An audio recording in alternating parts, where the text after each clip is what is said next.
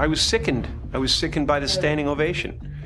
I felt like Hollywood is just spineless, en masse. And it really felt like, oh, this is a really clear indication that we're not the cool club anymore. Be gay in Hollywood, you never expected. They be having these big mansion parties, and the mansion party, the whole mansion is a party, and then it's a separate party in the little rooms. I ain't been famous that goddamn long. I'm excited than a motherfucker to be at the mansion party. You be looking at all the goddamn rooms, and you fuck around and look in the wrong room and shit. There's a saying, when the devil ignores you, then you know you're doing something wrong. Wait a minute, I'm not done now. You know, the devil goes, oh no, leave him alone. Hey, he's my favorite. Don't you bother him. Yeah. Conversely, when the devil comes at you, maybe it's because you're trying to do something right. Jim Carrey and Denzel Washington, despite reaching high levels of success in Hollywood, are often described by industry observers as difficult or intense. This perception stems not from scandal, but from a shared resistance to the industry's cultural norms. In recent years, Jim Carrey has openly discussed why figures like Denzel Washington may not fit comfortably within Hollywood's structure, and how that same resistance made Carrey himself a target. I was sickened. I was sickened by the standing ovation. I felt like Hollywood is just spineless, en masse. And it really felt like, oh, this is a really clear indication that we're not the cool club anymore. Jim Carrey weighing in on Will Smith's Oscar controversy during a new interview with Gayle King for CBS Mornings. They asked Chris, do you want to file charges? And Chris apparently said no, he did not. He doesn't want the hassle. I'd announced this morning that I was suing Will for $200 million, because that video is going to be there forever. It's going to be ubiquitous. Jim Carrey was on hand promoting his new movie, Sonic the Hedgehog 2, but yeah, he made it clear how he felt about Will Smith's actions on Sunday night. You do not have the right to walk up on stage and smack somebody in the face because they said words. Since Sunday night, the Academy has launched a formal review into Smith's actions on stage, and Will has since issued a statement apologizing to Chris Rock, saying in part, quote, "I would like to publicly apologize to you, Chris. I was out of line and I was wrong. I was embarrassed and my actions were not indicative of the man I want to be. There is no place for violence in a world of love and kindness." Jim Carrey's public criticisms of Hollywood began at the height of his career. He started to question the fulfillment of fame and openly challenged the system that had rewarded him. He described the experience as empty and referred to the ego driven by fame as a trap. His view of Hollywood's culture was clear after the 2022 Oscars incident involving Will Smith and Chris Rock. Carrey stated he was sickened by the standing ovation for Smith, viewing it as a sign that Hollywood was just spineless en masse. He further criticized the moment as selfish, arguing that it cast a pall over everybody's shining moment. Let's hear Ellen recalling her big blowout on the set of Grey's Anatomy with a director whose name we all know, Denzel Washington. You had Denzel come in, right? And he directed. Oh my God, Patrick. Denzel was amazing because, Denzel's a movie star, right? He doesn't know about directing TV. So... It was 2016 Denzel directed this episode of Grey's, but when Ellen went off script, he just went off. Denzel went ham on my... He was like, "I'm the director. Don't you tell him what to do." And I was like, "Listen, this is my show.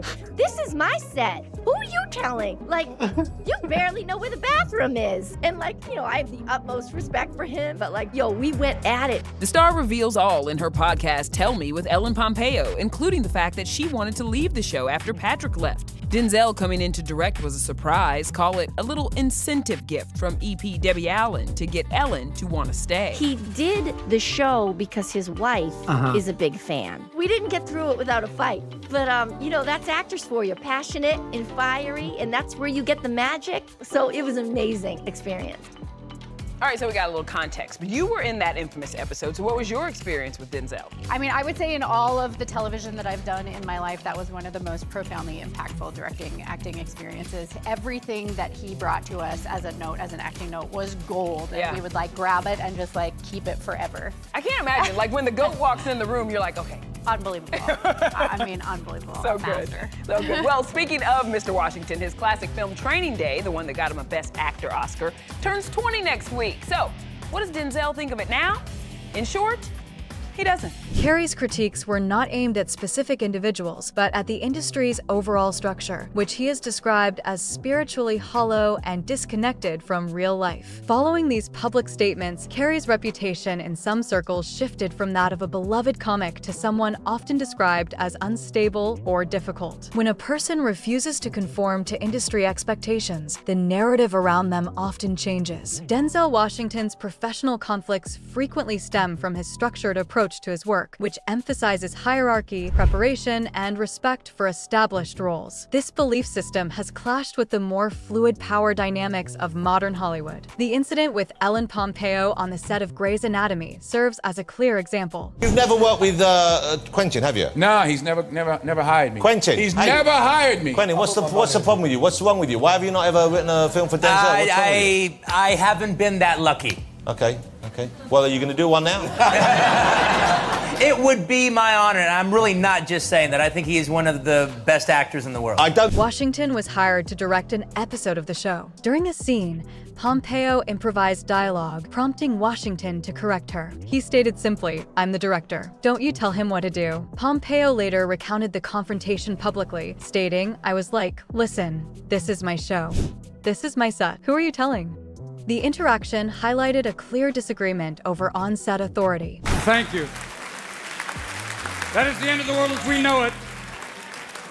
I also want to thank the Hollywood Foreign Press for acknowledging comedy. Jim, you know this. Normally they look at comedians as like very special people. Thank you very much. And you allow us to be in the room with the adults. You nominate us. You even have a category for us, comedy and dancing. There's a lot of dancers who could have been up here tonight, but they didn't make it. I also want to thank the Hollywood Foreign Press for the lovely Star Trek the Musical set. But you do acknowledge comedy, which is a wonderful thing over the years, and that's been a glorious, glorious thing. And while some viewed Pompeo's reaction as an expression of ownership over her show, others saw Washington's stance as a defense of professional standards. Inside Hollywood, such moments quietly define reputations. Washington does not soften his authority to protect feelings, a mindset that can make others uncomfortable in an industry that often blurs professional lines. Washington expects standards, and that expectation has sometimes led to resentment. You just came back from the Oscars, and congratulations, and hats off and kudos and all of that. But I got to ask you right now, Pastor Washington, you stepped in the middle of World War III. We were looking at Ukraine, and it happened on the Oscars when Will, who I love, smacked Chris, who I love. You came in as a senior statesman into that situation. Don't let me tell you about it. You tell me, what happened? What happened? What happened? To these icons, these legends got into a fight in front of the world. What happened? No, it wasn't a fight. It was just one person slapping the taste out of the other one's mouth. Well, there's a saying, when the devil ignores you, then you know you're doing something wrong. Wait a minute, I'm not done now. You know, the devil goes, oh no, leave him alone. Man, he's my favorite. Right. Don't bother him. Yeah. Conversely, when the devil comes at you, maybe it's because you're trying to do something right. And for whatever reason, the devil got a hold of that circumstance, that night. And fortunately, there were people there, not just me, but others in the gap. Tyler Perry came immediately right over there with me, and some prayers, keep it. I don't want to say what we talked about, but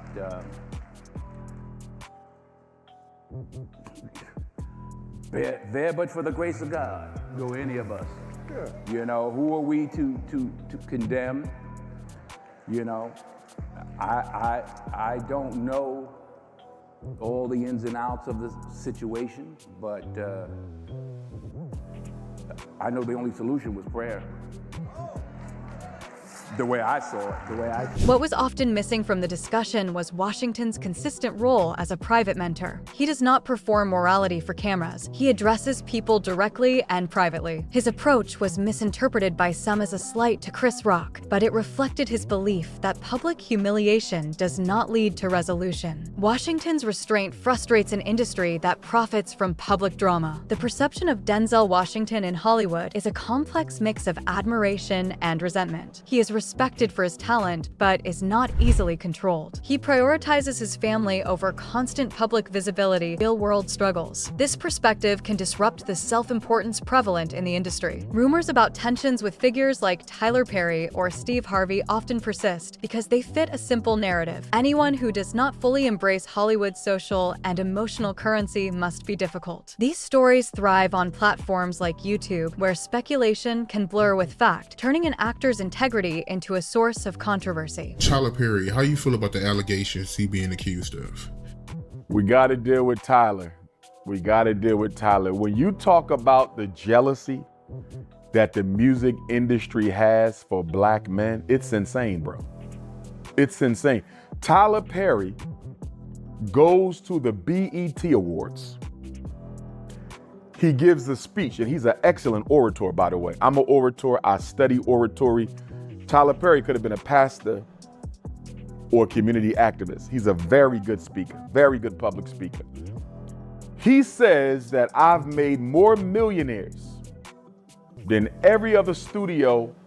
Allegations have surfaced connecting figures like Tyler Perry and Steve Harvey to Diddy's private parties. One lawsuit filed by Derek Dixon against Tyler Perry includes detailed accusations of inappropriate advances and quid pro quo arrangements. Separately, unverified reports have claimed that Steve Harvey was recorded in a compromising position at one of Diddy's events and has been blackmailed for years. These claims remain unproven, but contribute to a narrative of widespread corruption that principled actors like Washington seek to avoid. I've got more tea to spill on P. Diddy, and this one ain't pretty, because it involves one of your most favorite television talk show hosts, Steve Harvey.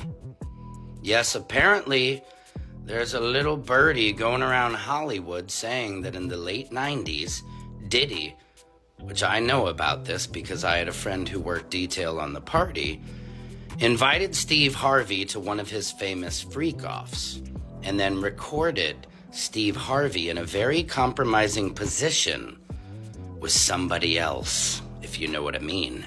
Which doesn't bode too well for Mr. Family Man, you know what I mean? So, the freak-off situation got pretty crazy. There was a tape circulating, I have seen the tape.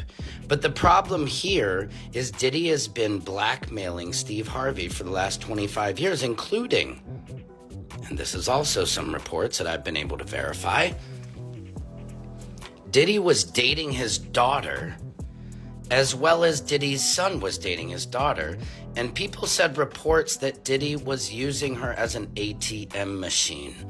It's disgusting to my core to hear accusations like this, and I have to confess this to you people, but the truth must come to light.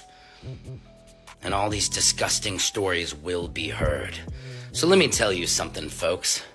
If you don't believe this, do your own checking out there. Do your own research and then come back to me and see that I am revealing to you the truth. Washington's greatest perceived offense in Hollywood is not conflict, it is his independence. He does not require the industry's approval, and that independence challenges a system built on leverage and dependence. One of the least discussed reasons that Denzel Washington and Jim Carrey face quiet resistance is that they do not need the industry to validate them. Hollywood runs on leverage. Awards, press coverage, and social access are used as tools to shape behavior. People who crave approval are easier to manage than those who are already complete. Washington has spoken openly about walking away from roles and refusing projects that conflict with his values. This independence removes Hollywood's strongest form of control. You cannot threaten someone with relevance when they are not chasing it. Jim Carrey followed a similar path. After achieving immense success, he stepped back from the industry, questioned the system, and at times disappeared from public life. Hollywood often interprets such intentional absence as instability. There is also an unspoken discomfort when men like Washington refuse to self-degrade for public acceptance. He does not joke about his own dignity or play the part of someone broken or desperate for approval. This quiet strength disrupts the narratives that Hollywood prefers, especially when those narratives rely on emotional exposure for entertainment. I was the only one of the three that had a father in my life, even though my parents were together, but I still had a father who was a gentle man and a good example, and they didn't. We can blame the system if we want, but they didn't lock any of us up at 7. Yeah. We were all doing enough to get locked up at 13. My parents sent me in another direction. They didn't have anybody to help them, and they kept doing what they was doing. Carrey once said that fame shows you who is real and who is transactional. Washington's career demonstrates the same principle. The industry gives him respect, but affection is sometimes withheld, not because he has failed the system, but because he does not need it. Hollywood often labels people as difficult when they cannot be controlled. Jim Carrey and Denzel Washington reached a level of success where external approval no longer mattered, and that independence changed how the industry treated them. They set boundaries, spoke honestly, and refused to reshape themselves for comfort or access. Washington's authority and discipline removed Hollywood's leverage. Carrey's refusal to protect the illusion of fame did the same. Neither man needed constant attention or validation to feel complete. In an industry built on dependency, that kind of freedom can feel threatening. They were not pushed aside for bad behavior, but for being unmanageable. Their presence makes some in Hollywood uncomfortable, not because of who they are, but because they prove that success does not require submission.